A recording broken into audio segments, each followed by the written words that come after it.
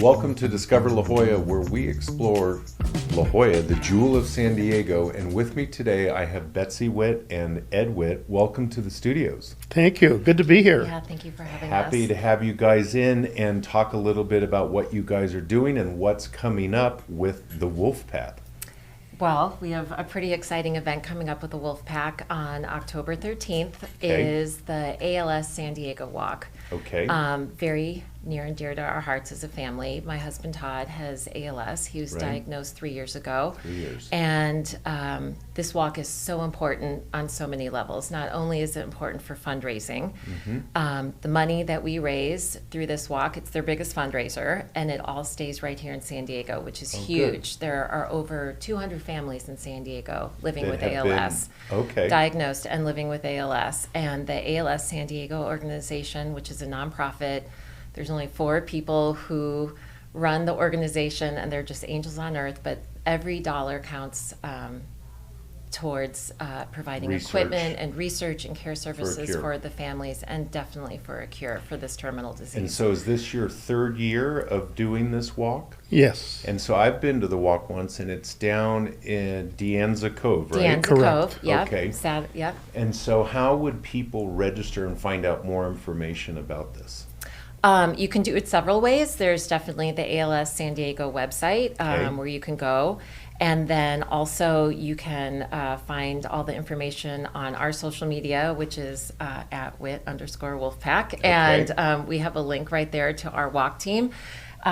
Our walk team's pretty amazing, I have to say. Every year we have the biggest walk team there. We've raised over $500,000 the Wow. past 3 years. That is impressive. Towards ALS, yeah. We are Wow. surrounded by the best wolf pack ever. That's great. People Yeah. have been so generous with their donations, but also with their just love and time and everything for our family. But it just makes such a difference in the lives of those fighting ALS. Of course. And people can donate, obviously, the day of the event, prior to the event. Exactly. Okay. Right. Um, I would encourage people to get, if you're not on Instagram, get on Instagram Okay. and follow the Wit Wolf Pack. Okay. Betsy does an amazing job of keeping everybody informed with what's going on, not only with Todd, but with ALS in San Diego as well. So it's just the Wit Wolf Pack page on Instagram is a good source of all kinds of information. Yeah, I think we started that page too, not only to provide a way for people to keep up with Todd's ALS journey and know what's going on, but also really just to share ALS awareness with the community, because it is such an unknown disease and underfunded disease. I mean, truly, before, Todd likes to joke that he didn't even know how to spell ALS before he was Yeah. diagnosed with it. Right. Yeah. So, we truly didn't know much about it at all, and there's so little resources for it.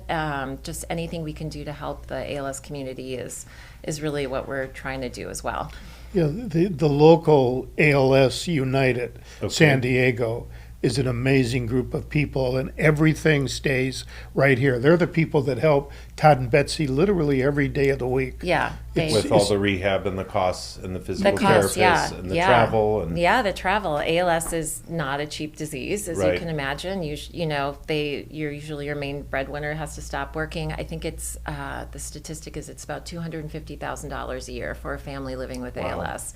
But the ALS San Diego organization has this one thing I think that we've used the most is their warehouse of equipment, which has been amazing. Their care service director, Keith, AKA Santa Claus, because he looks exactly like Santa Claus, and he delivers gifts like Santa Claus. Yeah, Okay. exactly. But he pulls up. They're always like, don't go buy anything. Check with us first. They've given us a wheelchair, walker, shower stool. Wow. This a is- motorized goes on. scooter. Yeah. We can go to Palm Springs for a month, which they've done, or for a week, and they'll bring a electric reclining chair for Todd. They actually take it right to the house that you rent. what a for great us. So, organization. They're just angels on earth, honestly. They're just Can't so say enough. positive. And so the day of the event that's coming up, how many people do you expect coming for the walk? What are we thinking? What do you Well, there'll be think? several hundred. Several I hundred. think several Okay. hundred for the wolf pack, and then Yes. who knows who else. Yeah. What time is the walk going to start in the morning? I believe the walk starts at 10 o'clock. So get down there a Registration half starts hour at 9. early? Yep, All right. it's such a pretty walk. It's right on the bay. And I was actually thinking on the way over here, not only is it so important for fundraising money, but that walk provides so much emotional and spiritual support and strength for the families who are fighting right, that ALS. they see that there's other people out Yes, there you're not in alone. the same boat.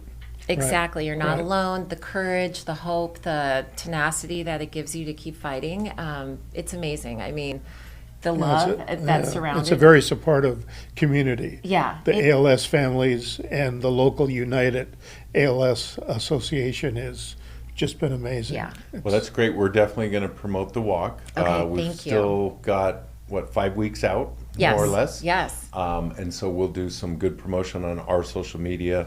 We'd Thank love you. to feature it in the magazine that goes out to all the La Jolla residents. Thank you. And get more traffic and more donations there. Yeah. Will you say the Instagram handle one more time for us? Sure. It's at @wit_Wolfpack. Awesome. Yeah. Well, there you have it. A great event for a great cause coming up to La Jolla residents here, supporting Todd, who's been a longtime friend and strong member of our community. And it's going to be a good event. So please donate. Find the Wolf Pack. They're awesome. And thank you for joining in at this episode of Discover La Jolla.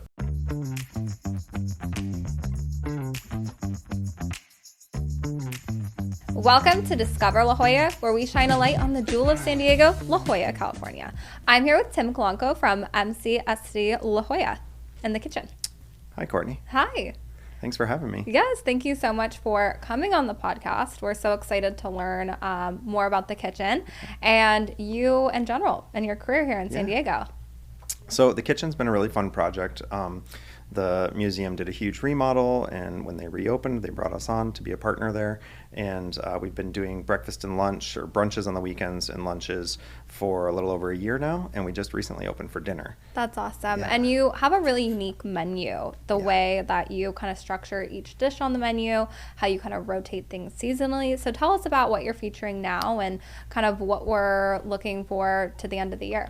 Yeah, so right now we're in the heart of like the summer vegetable season, right? So it's all about tomatoes and eggplant and summer squash and things like that. And it's a very kind of Mediterranean inspired menu, being that we're on the ocean, and the dining room's stunning. You're sitting there, you're looking out at the ocean, you have these beautiful sunsets. So we really wanted to cook kind of to that. And so the menu is pretty light and bright and flavorful with some Mediterranean influences and lots of fun flavors. And then, of course, as we transition into the fall, then we'll start getting into like a little bit heavier dishes and fall vegetables and things like that. Awesome. And like you said, you're recently opened for dinner. And you kind of have a walk-up style cafe part as well. Yeah. Which is so very unique. It's cool because you can come there during the day, you can grab a coffee, you can grab a pastry. We have a whole pastry production kitchen that does pastries for our cafes. And so we have fresh baked pastries being delivered there daily, 7 a.m. We actually open at 9. And so you can walk up. You can also order most of the menu to go at that counter and sit and eat it just open seating in the front of the museum.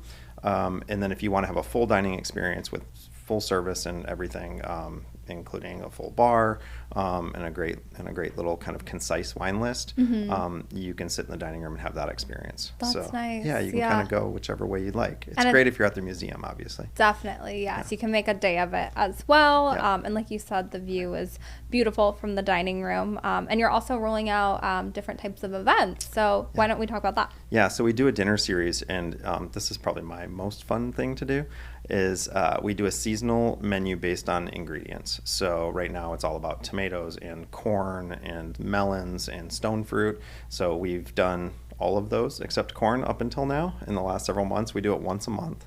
It's on a Thursday. I believe it's the third Thursday, but don't hold me to that. And we do an entire 4 to 5 course menu based on that one ingredient. So we prepare it a whole bunch of different ways. Like I said, the next one's corn. So that's going to be a really fun menu. We have a little bit of Mexican influence on that one, obviously, because corn's really important to that cuisine. Yes, definitely. And so Well, it sounds so tasty. You're making me hungry. Yeah. And since you're kind of newer to La Jolla, and you do get a lot of the museum crowd coming in, would you find that it's mostly locals, tourists? Like, who's a mix of the people coming into your restaurant? I would say it's a mix, probably more locals than tourists. we have been slowly developing a following over the last year or so, and now that we're open for dinner, people are starting to catch on to that. I think the word has spread kind of slowly, and so we've seen this kind of real slow, gradual increase in business and increase in regular business. And thankfully, the people who have been coming tend to come back. Yeah, that's awesome. So that's going really well. But I think there's a lot more locals than there is tourists dining with us right now. That's awesome. And La Jolla is such a tight-knit community too, so I'm sure word of mouth really helps a lot. Yes. And having the restaurant in La Jolla, why do you find La Jolla is such a great community to serve? Well, again, I think you have a lot of people who will come and dine with us 2-3 days a week. And not every community has that kind of loyalty and frequency of dining. So I really enjoy that. And of course, we love to get to know people. We're really dog friendly. So there's some like Saturday afternoons you'll come in and it's like dog park out on the lower patio. Oh, that's so fun. Yeah, and it's great because people know each other. You know, Yeah. the dogs may know each other from the dog park, and so the whole vibe ends up being very community, and it feels really good. Yeah, and I'm sure it feels very friendly and homey, and it makes people, want to spread the word, and then they want to come back to try for dinner or come back for lunch or bring a friend. And I know that you're no stranger to the culinary scene in San Diego, so tell us a little bit about kind of your start. Well, this is actually a return to La Jolla for me. I moved here in 2002 to open the Lodge at Torrey Pines and spent 10 years there, which was a wonderful 10 years of my life. I worked with Jeff Jackson, who was the executive chef there for 20-ish years, and it was kind of like culinary graduate school for me. I got to be the chef of Era Valentine, their signature restaurant, and I had total freedom to write a menu daily and change the menu based on local farms and whatever I could pick up that day at the market. So it was a great training ground, and again, my introduction to La Jolla. I did a weekly dinner there called the Artisan Table, where I would go out and present the food every time, and so I met a lot of locals that way, and so it's been kind of fun to come back to La Jolla now after several years away. And I'm sure a lot of familiar faces too. A lot of familiar faces, yeah.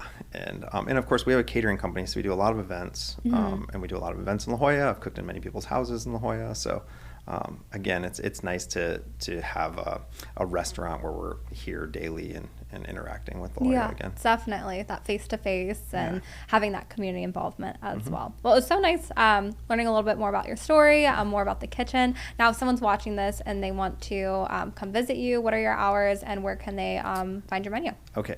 So if you go to urbankitchengroup.com, that has all of our restaurants. We also have the Cucina restaurant. So we have Cucina Urbana, Cucina Enoteca. We have Artifact at the Mingay Museum in Balboa Park, as well as Goldfinch Delicatessen, which is up on Torrey Pines, in Torrey Pines, right down the street from the lodge. Our hours at the kitchen they're a little complicated, so bear with me. I believe we open at 11 a.m. Wednesday, Thursday, Friday. And then on Saturday and Sunday, we open at 9 for brunch. And then we're open all the way through until dinner all those days, seating up until 8 or 8:30 at night. Awesome. Well, thank you so much, Tim, for coming on the podcast. It's such a pleasure learning more about the kitchen. And if you're watching this, be sure to check them out.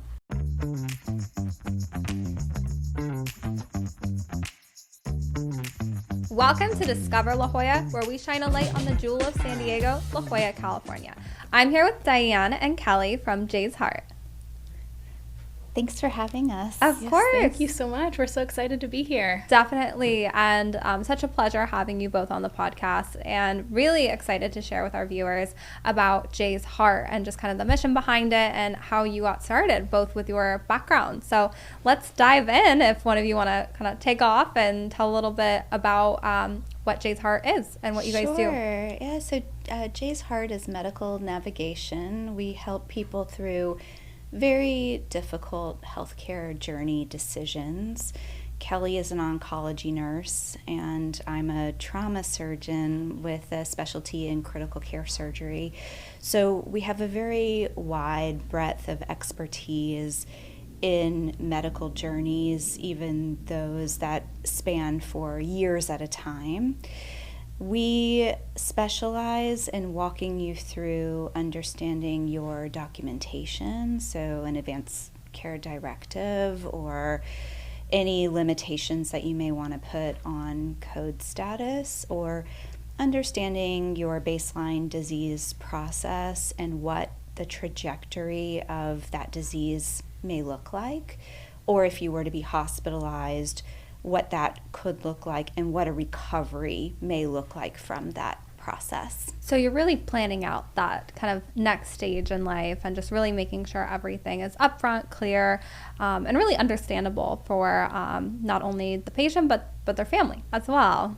Yeah, absolutely. We want to empower people the best way we can, and by that is knowledge, giving them the tools that they need to understand what is happening with their illness and really empower them to make the decisions that matter most to them. So why did you two decide to partner up and really start this? And really, why did you find that there was a need for this in the community? So we have worked together for a very long time in our roles as physician and nurse, and we noticed a very obvious gap in that providers lack the time to have a comprehensive conversation about all of the potential intricacies of the healthcare plan. And sometimes you just need more time. You need more time to understand it, more time to ask the questions, or you need to be outside of that crisis situation to really address your own needs. And so Jay's heart is meant to come in ahead of that critical situation and talk to you and make those decisions ahead of time. We were used to doing that in our hospital-based job, and now we've taken it forward to the community, and we're hoping to target patients sooner on their healthcare journey so that decisions can be made ahead of a hospitalization, ahead of a visit to the emergency department. The other reason why we came together to do this is because I had my own experience. I went through my dad's last days at bedside, and I watched my mom really struggle with the decision making, understanding what was being offered, and that very short timeline of having to make a fast decision. And then doing that with all of the emotion and grief that was going on at the same time. And in fact, during that process, my support system was Kelly. So she helped me work through a lot of that. And in doing that, we were like, we should be doing this for the La Jolla community. Definitely. We should be doing this for the people who make up our world and, you know, our neighborhood and our community is a great word because, I mean, we use it all the time because we really are a team as a society. We all work together. We all provide some value. And that process should be dignified up until the very end. And I think that is the gift that we provide. Yeah, absolutely. It's utilizing your expertise. I mean, we do this in our community as a whole. We talk a lot about preparing taxes and utilizing an accountant. That's their specialty. And this is our specialty. And we want to give that gift back to the community. And it's so unique, too, because you don't hear about this type of consultation or this type of service that's being provided. And usually people tend to navigate those times of life and they don't really know where to go or where to start. So it's wonderful that you're bringing advocacy to this and kind of getting it out there to the community. And I know you're not just strictly La Jolla. You can kind of provide insight to anywhere across the country. We can consult anywhere. Anytime is the other thing. We don't restrict this to business hours. We will manage your problem on your timeline, and whatever that means for you, we try to be as accommodating as possible. I think also what makes us unique is that we are a physician-nurse team. So our view is very different from if you had medical navigation through another area of expertise, such as case management or social work, and we have access to those resources as well. But we're really considering your life within the context of your medical care, and then we have that background expertise of that medical care. So I think our navigation services are a little bit different because of our background. Yeah, you definitely have a different perspective and a more unique perspective too, that's more attuned to like what illness that they're going through or kind of what stage that they're at. Yeah, exactly. It's really important to see where somebody is on their their trajectory in general. So what that means is, how advanced is this? Are you going through a brand new diagnosis and you need more of a educational platform to understand what that is that you have, or have you had this illness for a long time and you're more looking for navigation, for conversations with your family about quality of life and what matters to you, and really hope for more resources in the home? We can do all of that with you. Really engage with the person that has the illness and the family that's supporting them or their loved ones. And we also help individuals that don't have anybody. So Wonderful. Well, it sounds like you offer so much. And to our viewers watching this, what's the best way they can get in touch if they want to learn more and they want to contact you about your services and what you offer? So we try to make it as easy as possible. You can call or text at 858-531-7216. You can email at Diane, D-I-A-N-E, at jaysheart.com, or Kelly, Kelly, at jaysheart.com, or you can visit our website, jaysheart.com, and you can find us there and send us a message. Awesome. Well, easy enough. Thank you so much, Kelly. Thank you so much, Diane, for coming on the podcast. It was so special learning about what you do and sharing it with our Discover La Jolla viewers. Thank you so much. thank you for the opportunity. Of course.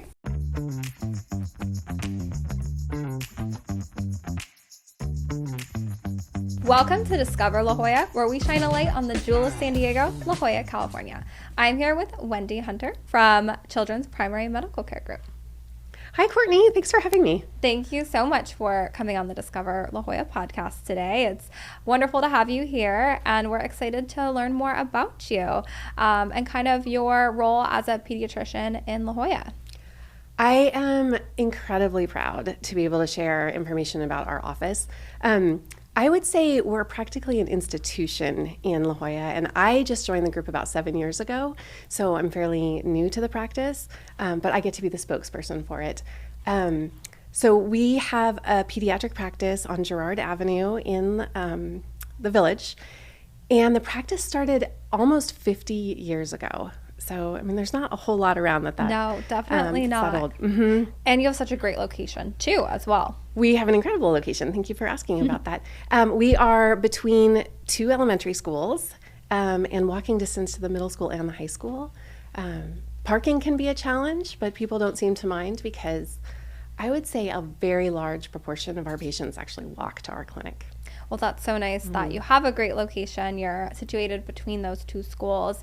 And I know we were chatting a little bit offline before the podcast about how you treat all the way up from babies till after college. So tell us a little bit about kind of the types of patients you see at your practice and how you are different than other medical groups in the area. Yeah, it's really special because we actually do start at birth, and we go to Scripps Memorial Hospital in La Jolla to see babies.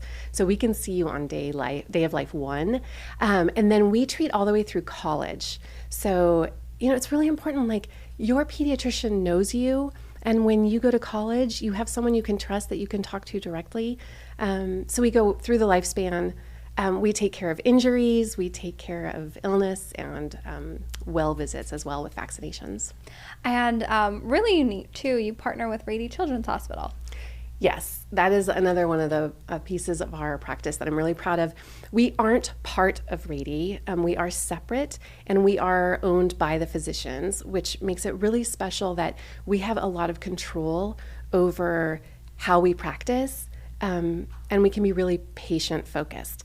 But our connection with Rady and the specialists there allow us to really treat children with the most up-to-date methods. So, for example, if your child has chronic headaches, you don't necessarily have to go to the neurologist, and they may have a very long wait list, but those neurologists work directly with us to give us the algorithms and the treatment plans that they use.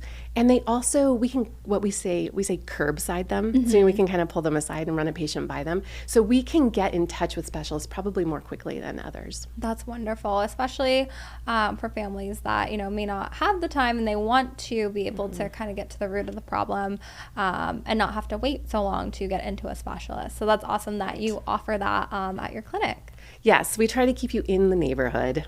That's wonderful. And you've been a physician for quite some time too, even prior to joining the group. Now tell us a little bit about your history. And I know you also have a podcast and are an advocate as well for the community. I started out as an emergency medicine physician, actually at Rady, and I worked there for 10 years. I was really motivated. I don't know if you and I talked about this before, but I was really motivated to do the podcast because I found that a lot of patients that come to the emergency room are people who don't necessarily have good access to care. So like if you work during the day, it's hard to get to the doctor. If you don't have a car, it's hard to get to the doctor, but you can get to the ER. So I'm trying to reach through my podcast parents who don't always have time to get their questions answered by their pediatrician. So it allows me to see my patients in clinic, but also to reach more. It's called The Pediatrician Next Door. My podcast is. Well, I love that. I love that you're making it so much more accessible for people to get access to that information. And now to wrap up, just like one final question. Being in La Jolla, living in La Jolla, I know you have a child that goes to Bishop's. I do, yes. So what is your favorite part about La Jolla and what makes it so special to you? Oh, I love that it feels almost European in that you can walk everywhere. One of the things that we feel is really special is my husband also grew up there and he went to Bishop's, but he's been to Froglanders and he went there and hung out with his friends, and now my son hangs out there with his friends. So it's just got that small town feel. And that's what I love about La Jolla. Awesome. Yes, it's definitely rich in history, and it really spans generations, too. So that's what makes it so unique, and one of the reasons why I love La Jolla, too. Awesome. Well, thank you so much, Wendy, for coming on the podcast. And if someone's watching this and they want to get in touch with you, follow your podcast, what's the best way for them to get in touch? You can find my podcast on any of the platforms. It's called The Pediatrician Next Door. And I'm also on Instagram as The Pediatrician Next Door. Awesome. Thank you so much. And thank you for coming on Discover La Jolla. Thank you, Courtney.